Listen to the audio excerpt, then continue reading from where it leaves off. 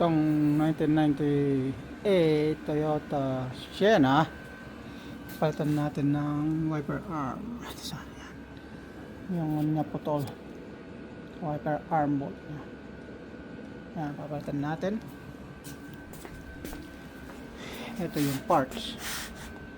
Okay, natanggal na natin yung cowl. Open na.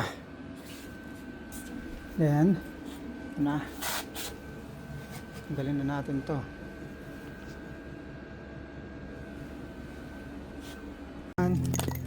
Yan, tanggal na, sikutin dito ito. Yan, para dito sa isa. Then may 3 bolts para sa motor. 3 bolts siya. Okay, gano'n natin kung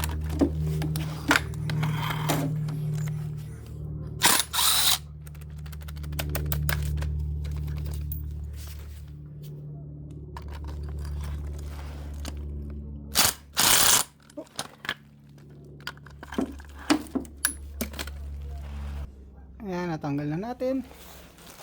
Lagyan na natin tong bago.